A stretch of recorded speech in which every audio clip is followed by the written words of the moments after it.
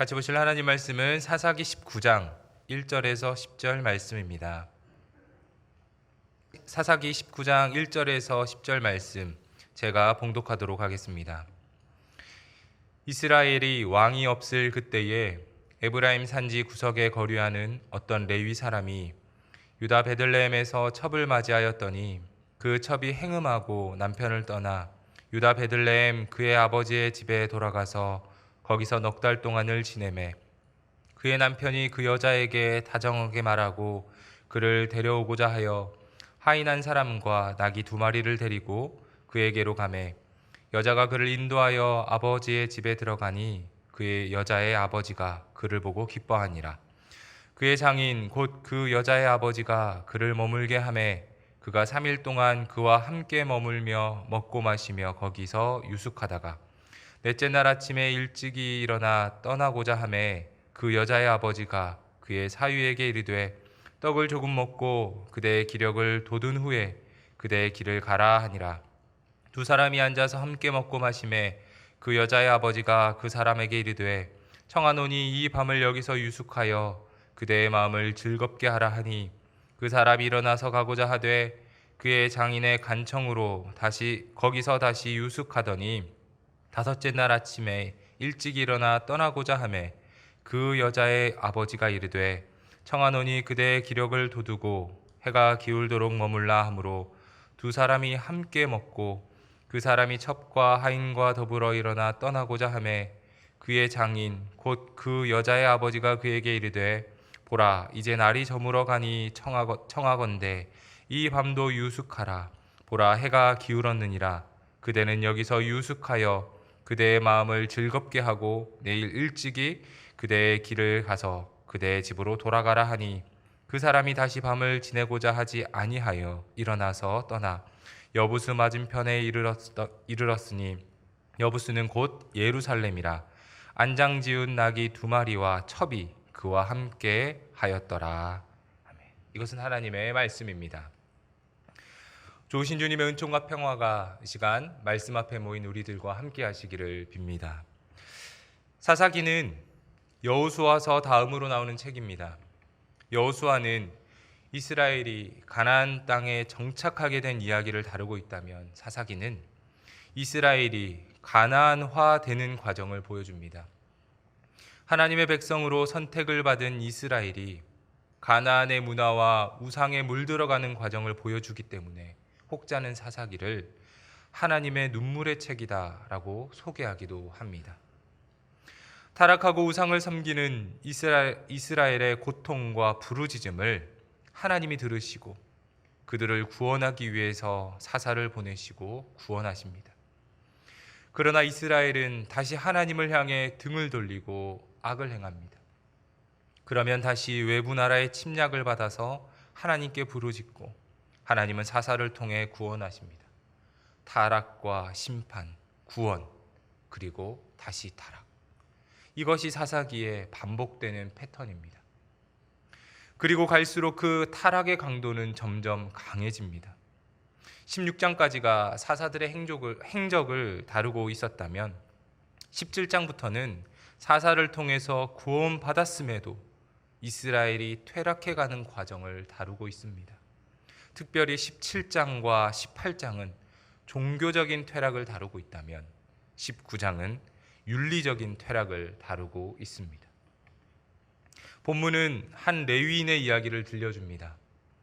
그는 에브라임 산지에 거류하던 사람으로 유다 베들레헴에서 첩을 맞이했습니다. 그런데 그 첩이 행음을 하고 남편을 떠나서 친정으로 돌아갔습니다. 4개월 뒤에 레위인은 첩을 데리러 유다 베들레헴에 있는 처가에 도착을 합니다. 장인은 레위 사람을 보고 기뻐하며 극진히 환대합니다. 3일 동안 머물게 하면서 숙식을 제공하고 떠나려는 사위를 붙잡으면서 하루만 더 묵고 가라고 권을 하고 두 사람은 함께 먹고 마십니다. 결국 5째 날 저녁이 되어서야 레위인은 하인과 나귀 2마리 그리고 첩과 함께 떠나게 됩니다. 오늘 이야기를 통해서 성경이 우리에게 말하고자 하는 것은 무엇일까요? 그것은 한 레위인의 이야기를 통해서 당시 시대 사람들이 하나님을 떠나고 있다는 사실을 고발합니다. 먼저 레위인이 첩을 두었습니다. 당시 시대에 첩을 두는 일은 흔한 일이었습니다. 첫째 부인에게서 자녀를 출산하지 못한 경우 첩을 두어서 자녀를 출산하게 했습니다. 그런데 레위인이 첩을 둔 경우는 이것과는 좀 다른 것처럼 보입니다. 레위인이 왜 첩을 두었는지에 대해서는 성경이 설명하지 않습니다. 그러나 본문에 사용된 단어들을 통해서 추론해 볼 수가 있습니다. 먼저 3절부터 9절까지 첩을 여자라고 소개한 단어들을 보면 나아라, 즉 이 첩은 어린 소녀입니다. 반면에 레위인을 소개한 1절의 단어를 보면 이시 레비, 즉 남자 레위인이라고 소개합니다. 레위인은 보통 여자일 수가 없기 때문에 보통 남자라고 밝히지 않습니다. 여기서 남자라고 말을 하는 것은 3절에 하인을 의미하는 나아르하고 대조가 되는데, 이 나아르가 소년을 의미한다면 이 씨는 나이가 어느 정도 있는 남자를 의미한다고 볼 수 있습니다. 그러니 정리를 해보면 나이가 듬직한 레위인이 어린 소녀를 첩으로 둔 상황입니다. 그뿐 아니라 레위인은 부유한 사람입니다. 그는 하인도 있고 첩을 데리러 가기 위해 나귀 2마리를 운용할 정도로 여유가 있는 사람입니다. 부유함으로 인해서 그는 어린 첩까지도 살 수가 있었습니다. 왜 나이든 부유한 레위인이 어린 소녀를 첩으로 두었을까요? 보통 첩의 역할은 첫째 아내의 불임을 대신해서 자녀를 출산하는 것이 일반적인 일입니다. 그런데 이 이야기에서는 그런 이야기도 없고 첫째 아내에 대한 이야기도 나오지 않습니다. 그러다 보니 성경학자들은 레위인이 첩을 둔 것을 성적인 목적을 위해서 산 것이라고 말을 합니다. 레위인은 제사 업무를 맡은 구별된 존재입니다. 또한 이스라엘 백성들에게 율법을 가르치고 교훈하는 역할을 담당하기도 합니다. 이들의 역할은 하나님을 섬기는 종교적 사역입니다. 하지만 본문에 나오는 레위인은 하나님을 섬기는 모습으로 등장하지 않습니다. 그는 자신의 재산을 가지고 성적인 욕망을 위해서 어린 첩을 두었습니다. 하나님의 일보다도 자신의 욕망에 사로잡힌 모습을 보여줍니다.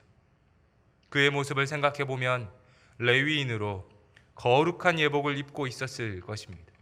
성막에서는 제사를 담당하고 백성들 앞에서는 율법을 가르치는 거룩한 모습을 보여주었을 것입니다. 그런데 정작 그의 삶은 자신의 욕망에 붙들려 있습니다.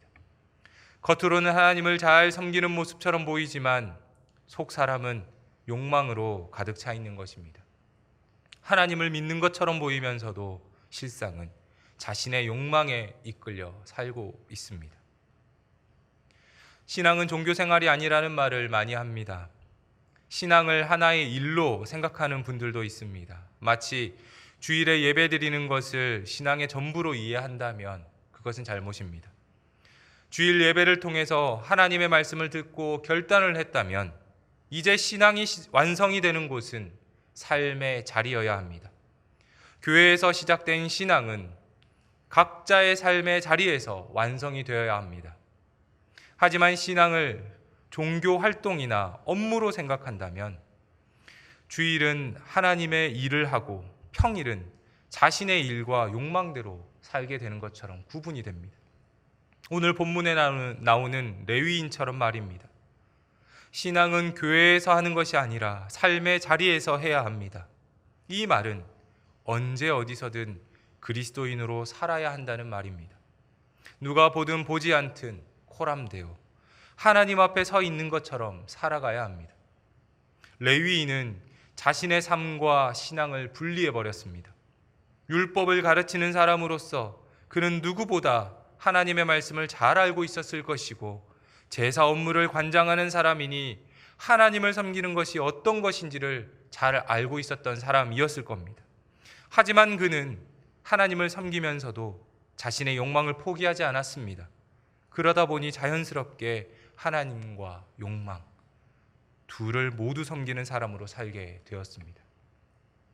사랑하는 성도 여러분, 우리의 삶은 어떻습니까? 혹시 하나님을 섬기면서도 우리의 욕망도 함께 섬기고 있지는 않습니까? 주일에는 하나님을 예배하고 봉사하지만 평일에는 우리의 욕망을 위해서 살고 있지는 않습니까? 그렇다면 오늘 이 시간 신실해지시기를 기도하시기 바랍니다. 두 마음이 아니라 한 마음으로 하나님을 섬기는 사람이 되기를 기도하시면서 결단하는 은혜가 있기를 바랍니다. 둘째로, 당시 시대는 사람을 소외시키는 시대라는 점입니다. 율법의 기본은 하나님의 공동체가 하나님의 백성답게 살아갈 수 있도록 만드는 것입니다. 하나님은 아브라함을 통해서 자손과 땅을 주시겠다는 약속을 이스라엘을 통해서 신실하게 이행하셨습니다. 이제 하나님의 백성으로 부름받은 백성들이 하나님의 백성으로 살아갈 수 있도록 만드는 법, 그것이 바로 율법입니다. 율법은 크게 하나님에 대한 계명과 인간에 대한 계명으로 나눌 수가 있습니다. 하나님에 대한 계명은 이스라엘을 구원하시고 인도하신 하나님을 잊지 않고 섬기도록 가르칩니다. 인간에 대한 계명은 하나님의 공동체로서 서로 생명을 소중히 여기며 상생하라고 가르칩니다. 인간을 소중하게 여겨야 하는 까닭은 인간은 하나님의 형상으로 지음받은 귀한 존재이기 때문에 그렇습니다. 나를 존귀하게 지으신 하나님이 나와 마주하고 있는 상대방 역시 존귀하게 지으셨습니다. 그래서 우리는 상대방을 대할 때에 그 사람 속에 있는 하나님의 형상을 발견해야 합니다. 그런데 본문에서 레위인은 그의 첩을 그렇게 대하지 않습니다. 하나님의 형상을 대하듯 상생하는 존재로 대하지 않습니다. 이 이야기에서 레위 그 어린 첩은 중심인물입니다. 본문 이후에 첩의 사건을 통해서 이스라엘은 지파 간의 전쟁이 일어나게 될 정도로 이 어린 첩은 이야기의 중심에 있습니다. 하지만 그녀의 반응은 어디에도 기록되어 있지 않습니다. 레위인은 어린 첩을 만나러 장인의 집까지 찾아옵니다. 하지만 집에 머무는 5일 동안 어린 첩은 전혀 언급되지 않습니다. 장인의 집을 떠나서 숙박할 곳을 정할 때에도 어린 첩은 끼지 못합니다. 마치 어린 첩은 레위인과 서로 대화를 나눌 수 있는 사람으로 여겨지지도 못하는 것처럼 느껴집니다. 심지어 어린 첩은 10절에서 나귀 2마리보다도 뒤에 서게 되면서 나귀보다도 못한 모습으로 비춰지기까지 합니다. 우리는 그 속에서 사람을 사람으로 대하지 않고 하나님의 형상으로 대하지 않는 계급화된 사회의 모습을 볼 수가 있습니다. 이것은 다음 본문에서도 발견할 수 있습니다. 장인의 환대와는 다르게 기브아에 갔을 때 레위인 일행은 그곳 사람들로부터 겁탈의 위기를 맞이합니다. 마을 주민들은 자신의 힘을 과시하면서 이방인들을 자기 마음대로 행하려 하는 것입니다. 생명의 존중이나 상생과는 거리가 먼 당시 상황을 보게 하는 것입니다. 이처럼 하나님의 법과 멀어진 당시 시대 상황을 사사기의 저자는 오늘 이야기를 통해서 우리들에게 전해줍니다. 오늘 이야기를 한 줄로 요약하라고 한다면 1절 초반의 말씀으로 요약할 수가 있을 거라고 생각이 됩니다. 이스라엘의 왕이 없을 그때에, 이스라엘의 왕이 없기 때문에 각기 자기 소견에 좋은 대로 옳은 대로 행하였다고 사사기 21장 마지막은 전합니다. 결국 사사기의 결론은 이스라엘의 왕이 없다는 것입니다. 왕이 없기 때문에 백성들의 타락과 윤리적인 문제들이 발생했다는 것입니다. 그런데 이스라엘에 정말 왕이 없습니까? 하나님이 이스라엘의 왕이십니다. 시편을 비롯해서 구약의 여러 성경은 하나님이 이스라엘의 왕이신 사실을 기록하고 있습니다. 그러나 당시 백성들은 그것을 인정하지 않는 것입니다.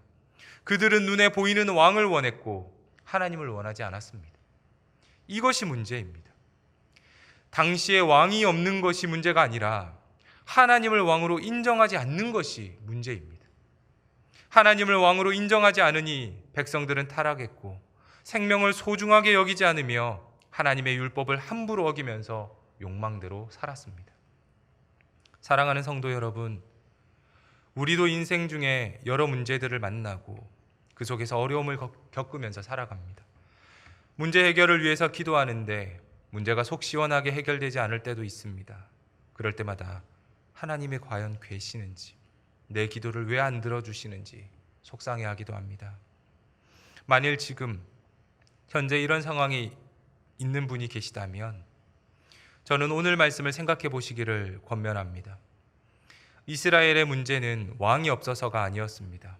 하나님을 왕으로 인정하지 않는 것이 문제였습니다. 우리 역시 마찬가지입니다. 우리에게 중요한 것은 하나님이 기도를 들어주시느냐 아니냐가 아니라 우리가 하나님을 하나님으로 인정하느냐 아니냐 하는 것입니다. 하나님을 왕으로 인정하는 사람은 모든 결정을 하나님의 뜻에 따르게 됩니다. 그 결과가 자신에게 좋을 수도 있고 좋지 않을 수도 있습니다. 하지만 그것이 하나님의 방법이고 하나님의 뜻이라면 그 결정을 기쁘게 따르게 됩니다. 하지만 하나님을 하나님으로 인정하지 않으면 자신에게 좋은 결과를 가져가 줄 때는 좋은 분이지만 좋지 않은 결과를 가져다 줄 때는 악한 신으로, 좋지 못한 신으로 여기게 됩니다. 결국 자기가 하나님마저도 판단하는 위치에 서게 되는 것입니다. 사사기의 말로 하자면 각기 자기의 소견에 옳은 대로 판단하게 됩니다. 앞에서도 말씀드렸지만 사사기는 하나님의 눈물의 책입니다. 하나님의 아픔과 탄식이 담긴 책입니다. 하나님의 탄식과 아픔을 느끼면서 오늘 하루 하나님의 말씀으로 살아가시기를 바랍니다. 자기 소견대로 살지 말고 하나님의 말씀으로 살아갈 때에 구원의 은혜가 우리에게 임할 것입니다. 오늘도 이 믿음을 가지고 하나님과 함께 동행하며 살아가는 저와 여러분이 되시기를 간절히 축복합니다. 기도하겠습니다. 우리의 왕이신 아버지 하나님, 오늘 하루 하나님을 왕으로 모시며 살아가길 원합니다. 하나님을 섬긴다고 하면서도 신앙과 삶을 구분지으며 살진 않았는지 우리의 모습을 돌아봅니다. 형식적인 신앙인이 되지 않게 하시고 하나님 앞에서 바로 선 신앙인이 되게 하여 주옵소서. 하나님과 우리의 욕망을 겸하여 섬기지 않게 하시고 예수님처럼 우리의 욕망까지도 꺾고 하나님의 뜻이 이루어지기를 바라며 살아가게 하옵소서. 교회를 섬기는 담임 목사님께 영육간의 강건함 주시고 말씀으로 목양하실 때에 듣는 성도들의 눈과 귀가 열리게 하시고 하나님의 뜻을 세워가는 우리 교회가 되게 하여 주옵소서. 교회의 일꾼들이 일어나 하나님의 교회를 세워나갈 때에 성령의 충만함을 주시고 주어진 사명 잘 감당하게 하옵소서.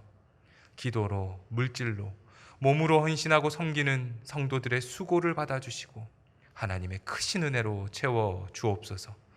오늘 하루도 모든 성도들이 주님의 사랑과 돌보심 가운데 그리스도인으로 살아가게 하옵소서.